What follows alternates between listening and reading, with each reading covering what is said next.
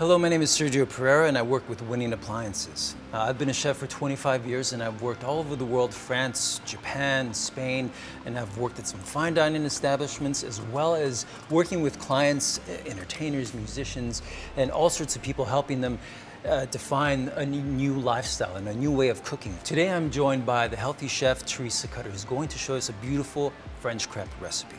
Yes, I am. French crepes that are healthy, delicious, and good for you. So tell us more about yourself, Teresa. I'm a classically trained chef.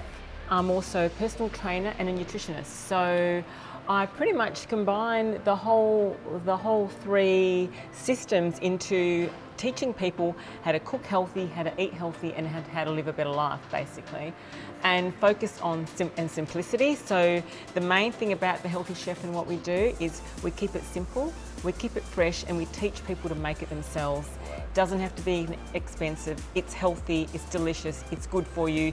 Get into the kitchen, cook for yourself, and actually know what's in the food that you eat. So tell us how you made these amazing looking crepes. Okay, really simple. First, I cracked 6 eggs into a large bowl, and then I gave it a little light whisk, and I've combined that with some almond milk and also some spelt flour into a gorgeous thin batter. You can season with a little bit of salt as well. Now, it's really important that the crepe batter is not too thick, so I normally like to run a spoon into the mix, put my finger down the spoon, and just to make sure that the consistency is correct and it's not too thick.